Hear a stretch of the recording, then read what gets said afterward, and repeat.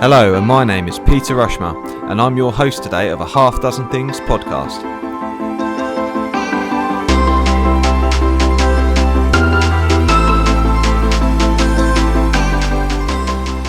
A Half Dozen Things is a podcast for business owners and professionals just like you.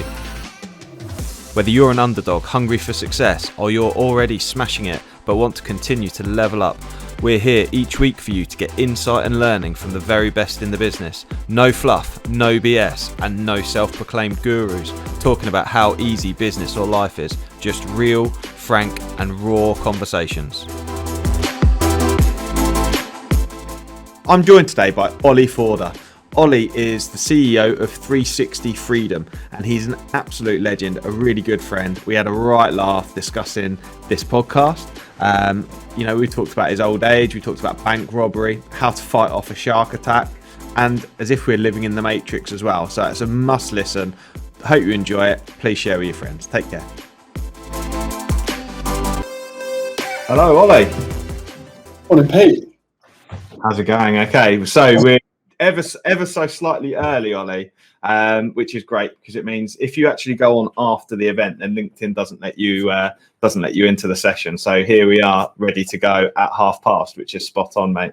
So StreamYard's quite funny. It just kind of drags you in, and you just got to go. Oh, I'm in now. Hello, everyone. So awesome. How you going, Olly? All right? Yeah, not bad. Good. You've been a busy guy this morning, haven't you? Yep. I've already done a Facebook Live straight into an Art Flux training session with a half-hour gap into here. So yeah, it's been a fun morning.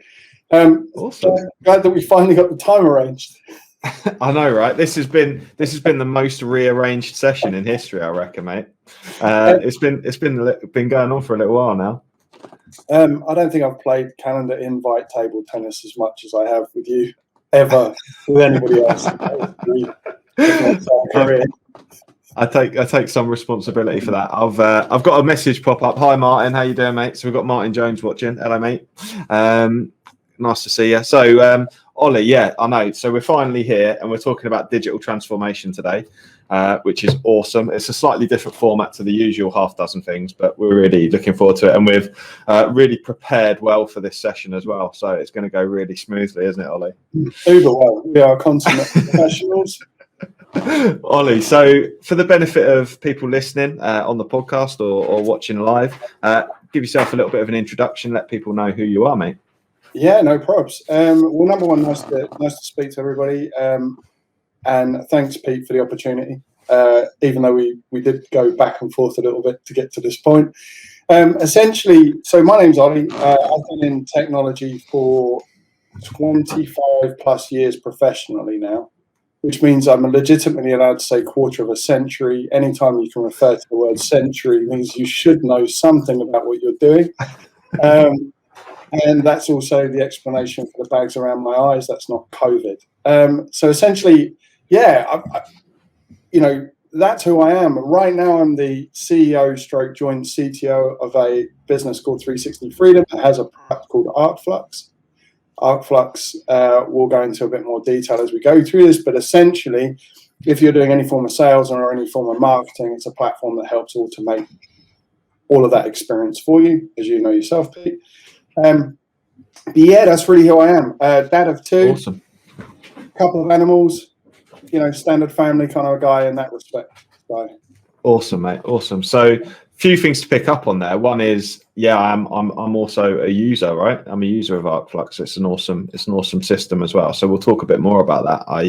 I'm looking forward to that. So recently you've been doing quite a bit of training, haven't you? Because as your lad, he's joined one of the forces. Yeah, so he's in the Navy as an aircraft engineer working on the F-35. So last year he joined about June time, and Is it that long ago now? That's probably how long we've been trying to organise this for. Shocking. Yeah, no, he is. So basically, how do you get a lad that spends all of his time in front of an Xbox fit? That was pretty much that process, and he got there. And the most disappointing bit about all of that, Pete, is the fact that for the first few weeks, it was like, "Come on, keep up." then after the first few weeks, it was like, Dad, seriously, can you keep up with me? And it's like, oh dear. So yeah, that was an embarrassing period. I've been running for 20 years and he's just left me dead. Fair play. Well, there you go. He's got age on his side, right? You've Absolutely. just got the experience, mate. So talking of which, tell me, how did you get into tech? Sounds really exciting and sexy and stuff like that. So how did you get into it? What happened? So technology. So it's an interesting one. Back in the sort of early 80s was the kind of bud of the home computing market. It's really where home computing suddenly, or personal computing suddenly, became a big thing. Back in those days, there were only really a handful of vendors in that space and in that area. What was interesting was that my father was a carpenter, and essentially you could see the fact that this was going to become quite a big thing, essentially. So in 1982, he went out and bought a computer, brought it home, annoyed my mum for probably the next week, as he spent way too long in front of a computer, basically trying to figure out how to use the thing and how to write code and various other bits. But that was the segue into me getting into this industry. So my dad really, brought me into the whole idea of it, and then it just grew from there.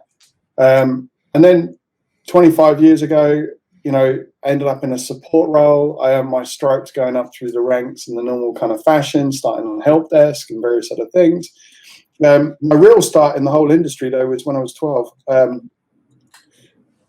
We used to get together and have like LAN parties, the equivalent back in the day. Anyway, cables were uber expensive, and I figured out that actually if you bought the net parts of the cable, you could make them really cheap. So at 12, I broke apart the only cable that I had, much to the annoyance of my parents, to figure out how to wire this thing together. And then I essentially started a business creating cables for friends and selling them at sort of half the price of high street. So that was my first professional venture. That's awesome. So when are we talking? Are we even hit the 90s yet? Easy, Pete. So we're still in the 80s here. It's 1987 when I walked into a TSB branch and went, "Hey, I need to open a corporate bank account, please." That's amazing, because you don't look old enough either, I think, and that isn't me trying to float your boat, but I think you've done well on the aging side, mate.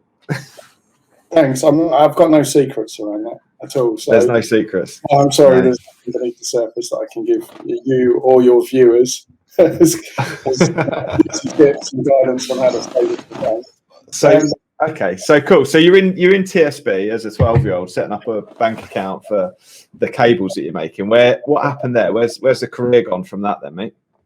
Well, as with any 12-year-old, it was one of those that after about a year to 18 months, you went, I'm bored of this now, so I'm going to do something else.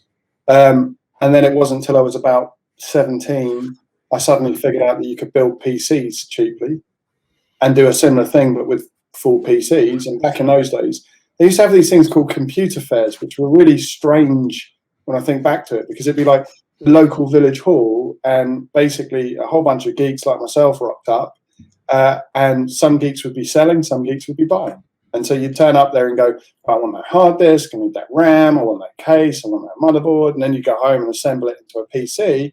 And again, it would be, easily 30% of what you'd pay for a high street PC. And again, it doesn't take a genius to go, actually, I could resell these and make money. So that was the next time I got into tech, if you like. I did that for a number of years before finally going, hey, I could actually do this as a professional job.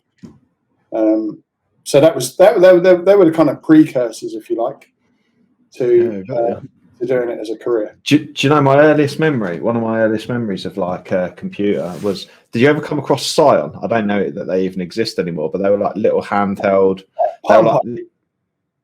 Is that what it was called? I don't know. They were called Scions or something. My dad had one. Yeah, that was the first handheld computing. Scion was a UK company. It was an amazing company in terms of the hardware and what they created back in the day. Palm Pilot or US Robotics was the next kind of along, and then it was HP got involved in it all. But effectively, it was the precursor to the mobile phone. as an electronic organizer, wasn't it? You used to have to dock it with a cable, and it would do things like sync up documents and all sorts, and your calendar and your email and things. But yeah. So yeah, you know what? I've probably still got some of those devices kicking around in a drawer somewhere. Have you? There you go. To be fair, I was only at like primary school, but I just remember it like being a thing. My parents were dead keen on it. Sorry, does that make you feel old? Yeah, you keep bringing up the age thing. I noticed that. Yeah. No, essentially, they appeared in workplaces. So when they first came out, senior execs would be running around with them, and they'd need people like me to help understand how they connected them up and how they worked. So yeah, it was completely that. Wow, what a trip down memory lane! Thanks for bringing that up. That's awesome. No, that's fun, mate. That's fun. There we go. A little bit of a trip for you. So, okay, so where have we got to from a timeline point of view with your career? We'd got to. I think I'd drawn you back to Scion then. So, when did about 1996? Oh, I thought 1966 then. Sorry. Right. Okay. So. Let's talk millennium onwards. What happened for you? Where's life gone from there with your career? That's a great question. So basically, late 90s, I was a consultant. So I was going around Europe and doing presentations and stuff to developers essentially. 2000, I joined a company as an IT manager, so a venture capital company as an IT manager, set up all their information technology. Help them with doing things like some tech due diligence on some of their investments that they were making and various other things. That takes us to about 2001, 2002. 2002 jumped out of that and basically set up my first software business with regards to cloud services. So I could kind of see the fact that people turning up at desks with disks was going to die out, that the web was becoming something that people needed. It was post the dot-com bubble, so I kind of survived the dot-com bubble through my IT manager experience at the VC. So I kind of saw firsthand what that meant to a lot of organizations. And this was post the bubble, so it was a great time because the hype in the market had died out, and it was starting to become quite realistic. Awesome. Okay, cool. So then, at what point? Because we've talked about a company which had hyper growth. At what point did that happen, and what was the company on it? Well, that was in 2012. I joined them, and it was very early. It was a company called AirWatch that was then acquired by VMware. VMware, a large Silicon Valley software company. Essentially joined their team as a real, early in terms of their Europe, Middle East office, which was resided in Milton Keynes. And AirWatch was, if you take every single business book that you've ever read but then lived it firsthand, chances are you'll throw a lot of that information out the window. And the second thing as well is you'll learn all the warts and all of to what not to do. So essentially AirWatch went from a very small organization. When I joined, I think we were turning over $500,000. Within 3 years, we were doing 50 million in Europe and 100 million globally, right? That's mental. Now, as a team so I was basically involved in the sales engineer team, so I ran their sales engineer for enterprise deals. We went from a team of, when I joined, there was 3 of us, and we went to 35 in just over 12 months. That's just within sales engineering within the office. Now, you got to think, okay, if you're gonna hire 35 people, now think how many people you've got to interview to find 35 good candidates, right? That's nearly 1,000 people. That's kind of crazy. And you've still got a full-time job, and you've got no product documentation, and you're doing product releases every week. And it was literally, it was a crazy time. And towards the end of it, I sat down with the MD and said, hey, if we ever did this again, what would we do the same? And the answer was pretty much none of it, because you were literally just trying to find your feet as you went. That really was the case. But yeah, it was a crazy experience. It was the hardest 2 to 3 years of my life in terms of my career and hours and dedication and devotion. But yeah, it was fun too. Awesome. Yeah, no, it sounds like sounds wild. To be fair, sounds wild. Like that sort of growth is just incredible. So The Christmas parties were pretty good too, Pete, to be fair. the what? Sorry. The Christmas parties were pretty good to be I imagine. I'll be honest. I imagine scenes like Wolf of Wall Street, like literally just it being a bit wild, like the growth and just mad. We had ice sculptures with Jägermeister being tipped down them, and just it was wild. It was wild for sure. Awesome. Okay, cool. So, how do they compare with the 360 Freedom Christmas parties? Then is it a bit more relaxed now? Yeah. So this thing called COVID.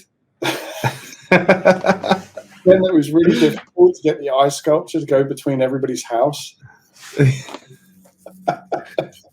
Amazing.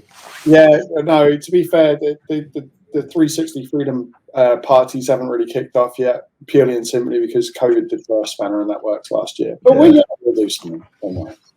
Yeah, no, cool. Okay, cool. So we've kind of brought ourselves up to 360 Freedom. So how long have you been doing? How long have you been doing that? And how long has ArcFlux been a product for you that you've been working on? So ArcFlux is it's a multi-year journey to get to where we got to. It's it's something that we could see that was a trend in terms of market and where it was going and what was happening. So for to really demystify what the platform is, it was around bringing together your digital marketing efforts. By digital marketing is if you're sending an email newsletter or an email advertisement, that's digital marketing. If you're posting on social media, again, same thing.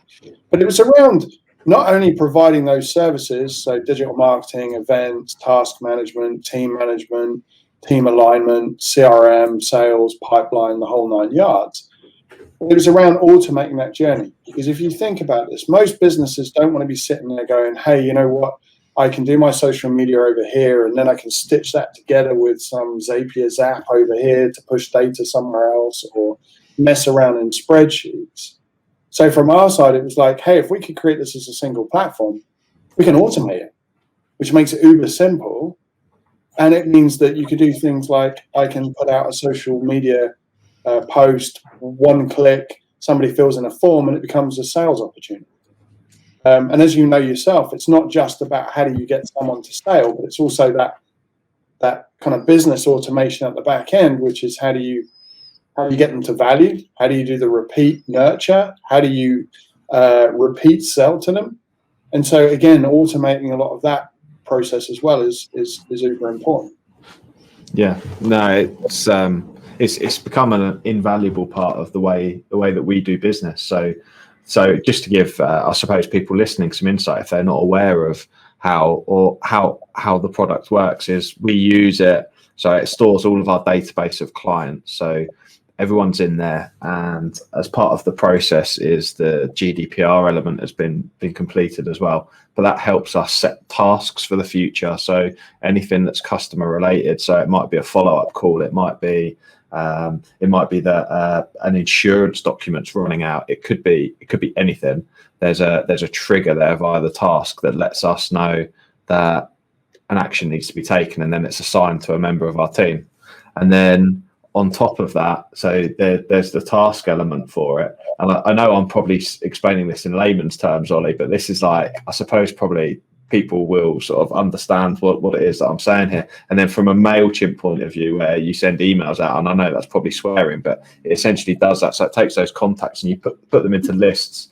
So, for Flagship as a business, we offer first aid training, for example. Well, the people who want first aid training, they may not want our driver CPC training, so we're able to just segment those people away. So only transport related people sit that side, and they should only get communicated with that, whilst non-transport related people will just get first aid training, our online courses, and that sort of thing as we sort of go through. But the other beauty of it is that we can create events, and the events that are on there can then get shared onto social media platforms, so Facebook or Twitter or what have you. They're there ready to be shared. They can be shared onto our website, and then that integrates with a payment platform like Stripe as well, so people can just go and book straight away. So that makes that really seamless as well.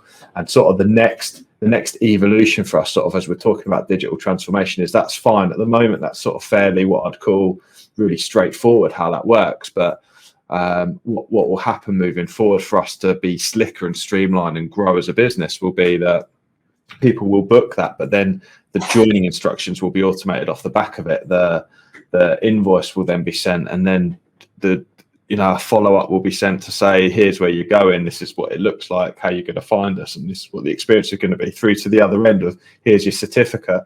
It's a really, really clever bit of kit, mate, to be fair. Thank you. Yeah, I mean, as a takeaway, most of our customers have 3 to 5 different solutions that we typically rip out from day one. 95% of our customers get an instant ROI just on the price of the licenses alone, and that's before you go, down the automation route and the fact that you don't need to do things in Excel anymore.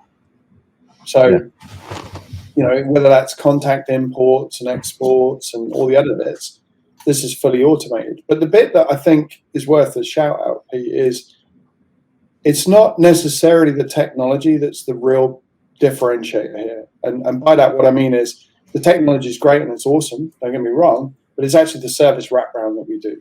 What Lou and the team do there is the most important part of what we are as a business. So for anybody, yourself, Pete, but for anybody else, you've got direct lines to people.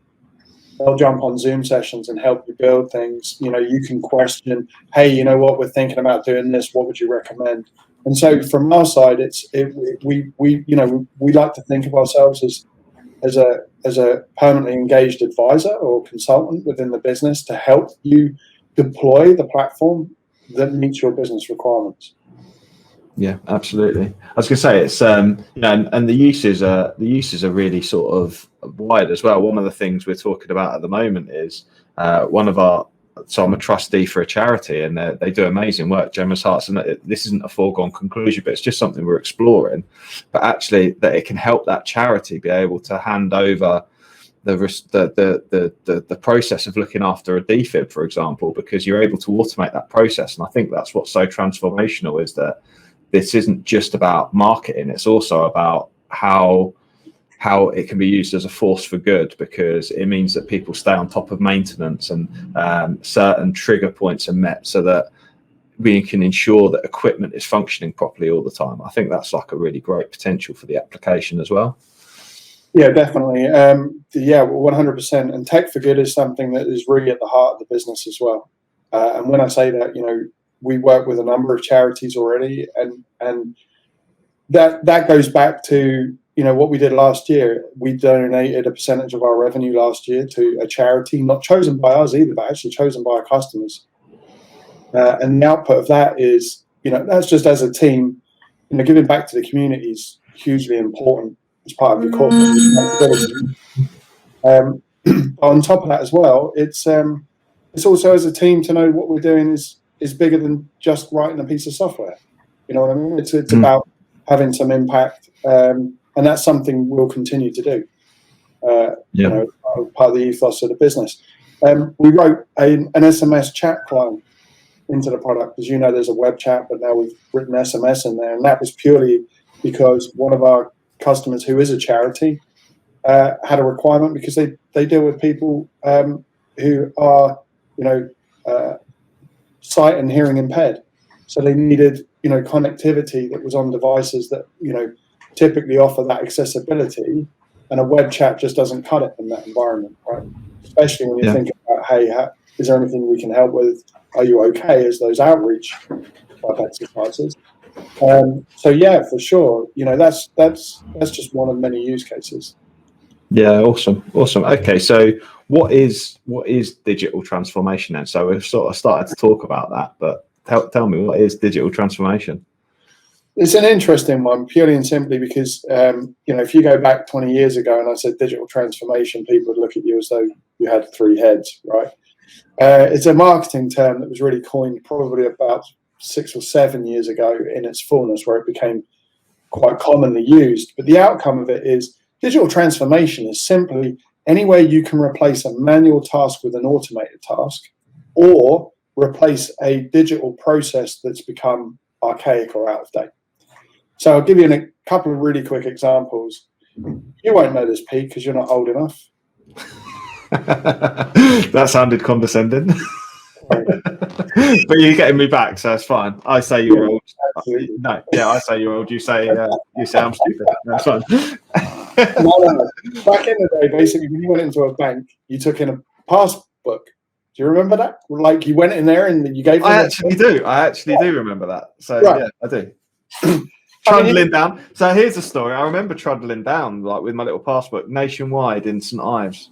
There we go. I used to have to travel, and this is what's crazy, right? Because my kids, when they get a bit of pocket money, sorry, random story alert, but yeah, my kids, when they get a bit of pocket money, say nanny comes round and gives them a tenner or what have you, they might go and spend a little bit, and then I'm like, right, make sure you save a percentage of it, and literally I just do it on the phone, you know. So like I transfer a bit out of my account into their savings account. But back in the day, I lived like 10 miles from the bank, and we'd have to drive to the bank with our passbook, right? Sorry, carry on. No. But also, you'd basically go in there and you'd either make a withdrawal or a deposit, and somebody would hand scribble in how much money you had in the world, and then they'd give it a big stamp to show that it was approved, right? But if you think about it, what there must have been some record in the bank the other end just to confirm that actually was the amount of money in your account. You couldn't sit there with a big biro and just add another one, a few zeros to the end, and then go and do a big withdrawal the next day. I don't believe you could. If anybody's tried that, let me know.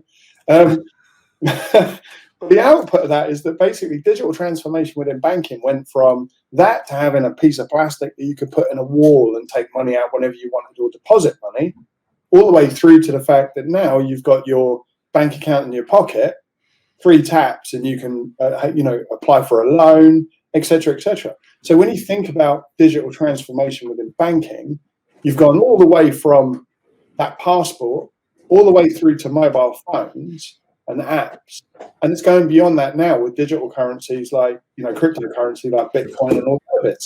That's all digital transformation. So digital transformation isn't one specific thing per se, but it's that journey as a whole. And the challenge with that at the moment is a lot of businesses, when they go, hey, we want to do digital transformation, they don't really have an idea of what it is that they want to achieve. And the outcome of that is that 90% of the time, your team already know. You just need to have a chat with them. Hey, what are we doing that's wrong? Right? Go have that conversation first. We worked with one particular customer where they were doing task management. And when we sat down with our team, it was like, okay, so what do you do today? Well, what I have to do is every time we onboard a new customer, I've got to create an Excel spreadsheet with all these tasks in. Then I've got to import it into the CRM. Then I've got to make sure the right people are aligned against it. By the time they've done it, costs them about a day a week in terms of productivity. It took 3 hours, Pete, to automate that, to build that process. So we've saved 52 days worth of productivity a year for 3 hours investment. And the output of that is now that person can make sure those tasks are being fulfilled as opposed to creating the task to begin with. And so that's digital transformation. It's finding those little gems where you can make a slight pivot, and all of a sudden it has significant impact on your business. And again, this is something you guys know. You and your team have spent weeks planning out these workflows and journeys to remove the doing, if you like, to make you guys more productive and being able to go, okay, where are we at? Okay, let's go do this bit next. So that's digital transformation. And it's happening all the time. It's never going to stand still. But I think at the moment, from our side, digital transformation was how do we leverage our expertise so that the SMB market in the UK can take advantage of digital transformation, because you don't have 20 people in DevOps that are going to sit there, techs that are going to wire stuff together. You don't have £100,000 to throw at some project to see whether or not it saves you $1 million on the bottom line. And so from our side, it was around how do we make this accessible and level the playing field so that you've got the same capabilities as the Amazons of this world, but at a price point that means that you're able to do that, and with a knowledge base, which is us as a team, to help you, implement that journey. Yeah, absolutely. I think you're executing that well as well, to be fair. So what what development have you got in process for ArcFlux? What sort of the next sort of steps for the development of it? What are we looking to do? Obviously, we've covered off the things I've covered off. One of the things I didn't really mention was that we're looking to implement it as part of the compliance element of what we do. So similar to what you're saying around sort of tasks, there's certain things, you know, if you carry out an audit on people or on a business, and you carry out an audit and then actions need to happen off the back of any sort of anything that isn't quite right, that can be automated at that point, can't it? So that's part of the development that we're going to look at, is that essentially that then creates future tasks, it creates future monitoring. So yeah, but yeah, obviously we only use it for what we need to use it for. What's coming up next? There's a lot of crazy roadmap items at the moment, and again, it's a bit of a playground for a technologist like me. But I guess the outcome is, you know what, we probably develop about 60 to 70% of the platform is customer led. So it's our customers feeding back, hey, it would be great if, and then you fill in the if, and we go and make that part of the platform. Essentially, though, so you know, for anybody that doesn't know, you know, if you take the digital marketing capability, so the social media, the email, all that good stuff, your website integration and all the other things, extending that capability out more and more. You know, we're looking at things like TikTok. Is TikTok marketing going to become a big thing in terms of having a platform to schedule those going out? Probably, right? If you look at the trends. Also working on some ML and AI, some artificial intelligence and some machine learning at the moment that's going to do some super cool stuff. I'm not going too much into the details because that's kind of our USPs that are coming down the line. But suffice to say that you won't need to go looking for the data anymore. The data is going to come to you. And that's going to be really important, because if you think about the amount of time you probably waste sitting there trying to find information, wouldn't it be nice if it just came to you, right? And so we're looking at those sort of things. Essentially, our roadmap is just ongoing. It's built for about 3 to 4 years out. So that's the kind of where we're looking at 3-4 years out today, and then we're just retrofitting what we need to do to get to that point. We do probably 3 releases a month, plus 1 larger release a month, and that's net new capability. And we run webinar sessions and training sessions and all the other good stuff around it. So again, it's not like we just throw you in the middle of an ocean. In fact, I did this morning on the call. Are you all familiar with a guy called Mick Fanning? I don't know if I look stupid now, but no. No, it's fine. Not many people are. So Mick Fanning, basically, he was a swimmer surfer who basically had a shark attack. He survived the shark attack. And then off the back of it, I believe he went to write a book on how to survive a shark attack. Now, I don't know if that's an Amazon bestseller, Pete, but not many people often find themselves in a situation where they need to survive a shark attack. But the bit that takes it one step further is, who's going to test his theory? Oh, yeah, exactly, right. But to be fair, I can think of 2 people. I'm just going to shout them out about this, because there's always a lot of banter between John Sinclair and Gary Crosby on sharks. So sharks are John Sinclair's favorite animal, or if you can even call them an animal. I don't know if they're classed as an animal, but yeah. And Gary Crosby's shit scared of them. Anyway, well, you know, you've got now, right, in terms of Christmas 2021, there's Mick Fanning's book count just went up by 2, right? Yeah, exactly, right. So I am actually buying them a copy. Anyway, yeah. So you were saying, I digress massively. Anyway, I'm probably saying the wrong thing. He's probably not shit scared of him, but I think there's a bit of banter goes on anyway. About them being harmless and all that. I just want to find somebody that's going to test Mick Fanning's theory. Well, exactly, right. Because, I mean, if you're going to get away with anything in life, it's how to survive a shark attack, right? I mean, it's so random. Yeah. But also, who's going to disapprove it? Who's going to go, look, I tried your theory, it didn't work out for me. Yeah, I'm dead now. I'm missing a few limbs, and it's obviously not a pretty sight. But, you know, so, yeah, I guess. Anyway, sorry, randomness. I think the point I was going about is that we don't typically throw our customers in the middle of an ocean and let them figure their way back to shore, but we actually help in terms of that deployment. That's a fairly tedious link or what, Pete?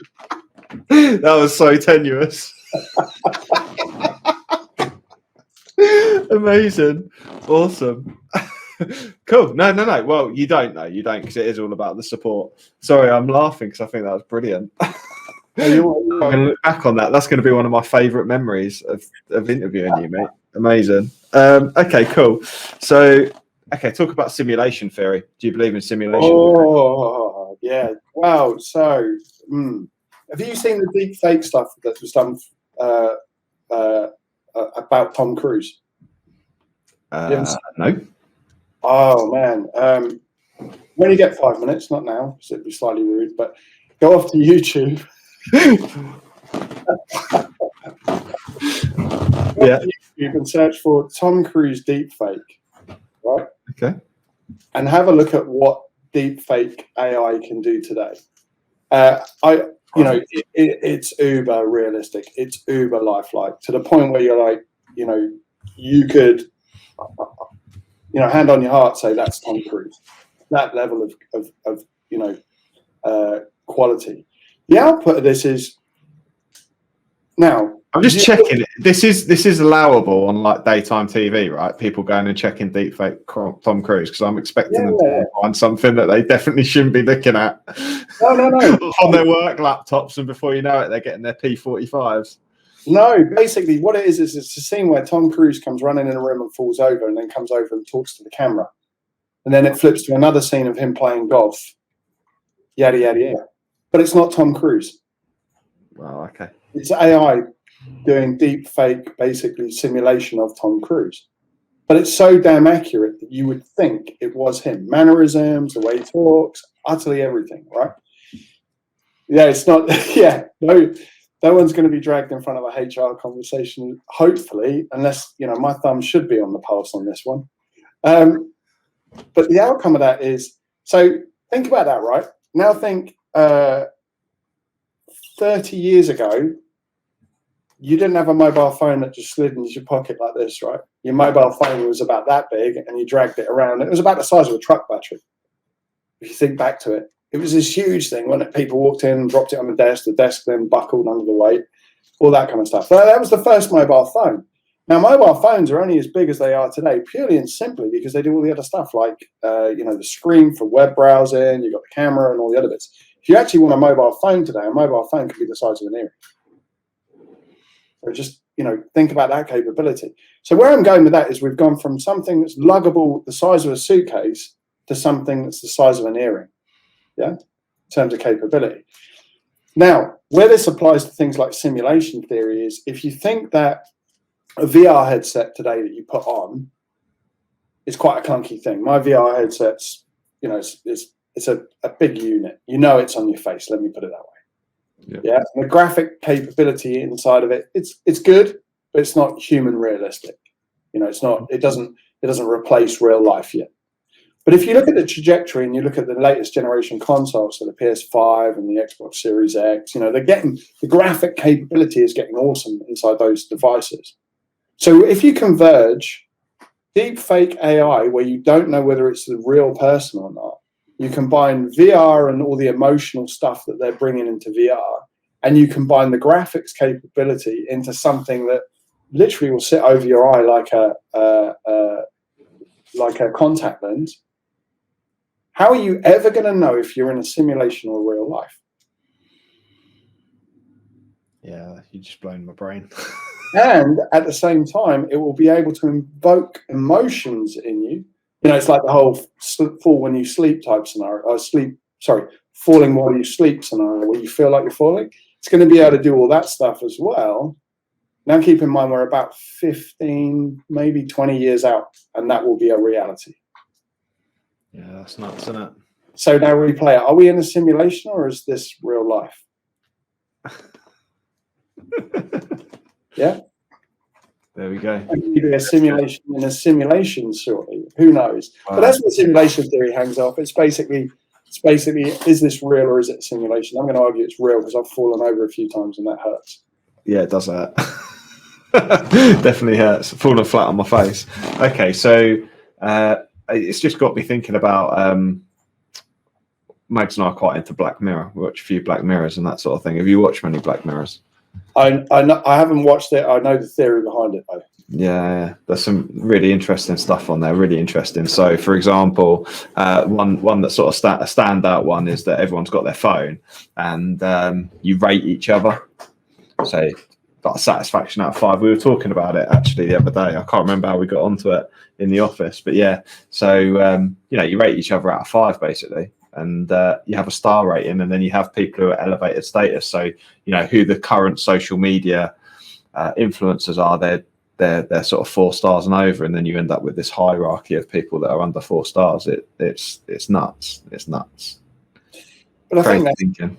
Yeah, I mean that's like really, you want to be rated by other people as you walk down. No, you might not want to, but hey, people will do anything for a few likes on Facebook, right? Well, so this is part of the problem with social media, right? It's perpetuated itself. I mean, ultimately, nobody knows what's real and what's fake anymore. Did you see that thing with the peer-reviewed guys where they posted something out on Facebook? And I'm not just calling Facebook out on this, but there was a document that was basically written by 2 PhD virologists about COVID. And every single thing they said in this document was peer-reviewed research papers that they linked to. So when they said things like the closest known variant to COVID-19 is in the lab in Wuhan, there was a peer-reviewed scientific paper that backed that theory up, right, written by the virologists in Wuhan. They shared it on Facebook, and Facebook ripped it down and called it fake news because it disagreed with the WHO's standpoint, even though there was nothing in that document that wasn't the pure truth, peer-reviewed truth. That's a problem, isn't it? Because now social media is choosing what you get to read about and what it deems as reality. So we've got a whole lot of challenges to figure out. I don't know. Social media is the next 10 years is going to be interesting, right? Yeah, it is. It is going to be really interesting. Really interesting. Have you tried just whilst we're on social media? Then the latest one is Clubhouse. Clubhouse. Have you tried Clubhouse yet? I have, for sure. I'm waiting to see where it goes in terms of, it does have a place, but it's the same with everything, isn't it? When you've got that much time in a day, you've got to figure out how you're going to spend it, and Clubhouse doesn't meet that requirement yet. Yeah, no, exactly. So I'm not there yet. I think the challenge is that the early adopters get the the big thing is it's a gold rush, isn't it? Initially for followers and influence and all of that sort of good stuff. But I'll be honest, I'm Android, so I've got a Hawaii or however you pronounce it. I don't care, but I've never gone on the Apple thing, right? So, and it's only for Apple users. So, and I feel, I don't know, Nicky Morby would say it's the red in me. I don't like being dictated to. So I don't like being told that I've got to use an iPhone, so I'm not using an iPhone. It's kind of, I get your theory behind it wholeheartedly. The irony there is that you're using a phone that comes out of China that controls access to the internet uber tightly. So it's like, anyway, let's not go down that road on a Friday lunchtime. But but hey, personal choice, right? I'm not. No one's taking that away from me. But look, I'm with you on that. I think ultimately you choose something that simplifies your life, right? And it was an interesting one. There was a Joe Rogan podcast that came up a while back where they were talking about. What is it called? Is it called the free phone? I can't remember what it's called. But anyway, there's a phone in Europe that you can buy where basically it looks like an everyday smartphone, but the outcome of it is it's not made in a Chinese, manufacturing plant. It's not forcing kids down mines to get minerals out of the ground, right? It's not doing all the kind of stuff that happens beneath the surface. That's, to be fair, is a little bit underhand and nefarious, right? And some of the activity that's going on there in order to put, a smartphone from a vendor that may or may not have a fruit symbol in your hand. But the outcome of that is that these guys are basically saying all the resources used in the phone are basically, properly sourced. And it's slightly more expensive than, a Samsung or an Apple or a Huawei phone, depending on how you pronounce it. But the outcome there is that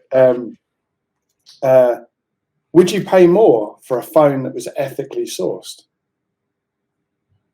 I would, yeah. Yeah, for sure. Yeah, I would. Because just to know that you're not aiding that whole ecosystem, so it's an interesting one, because I think humans are waking up to the fact that it is good to have choice, but actually it's not just about the device in my hand, it's about the background of how that became a reality, and then do you extend that out to clothing? That t-shirt you're wearing, do you want to know how that was made before you make a decision around buying it? So humans are getting smarter to all this stuff, and it will be interesting. Hey, did you see the Elon Musk Neuralink stuff? No, mate, no. Ooh, go for it. Oh, we're nearly on time now, mate. We're nearly on time, but go for it. Go for it. Final thought from Olly on our fireside chat.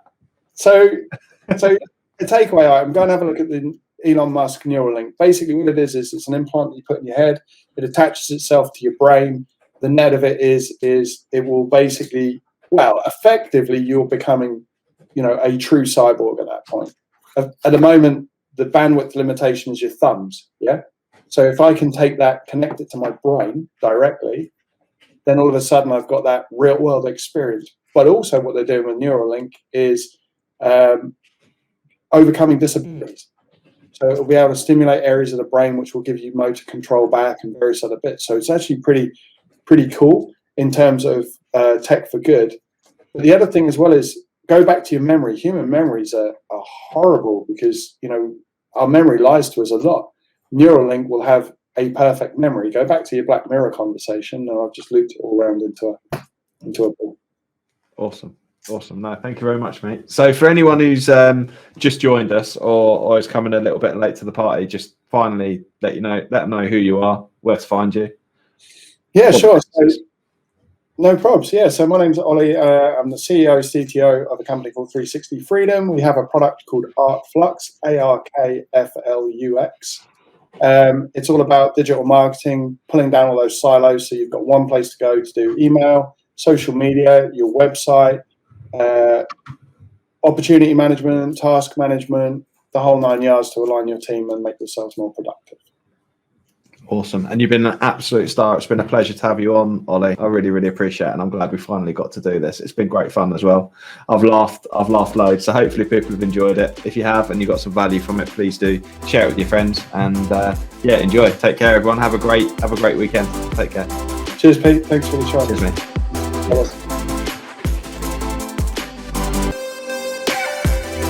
I really hope you loved today's episode, and if you did, please make sure you subscribe and listen out for future episodes too. Please do share it across your social media channels. We hope to reach more and help more people. If you want to find out more about me, my name's Pete Rushmer. You'll find me across any social media channel and my business Flagship Partners, and we're your partners in success across your business. Thank you. See you again soon.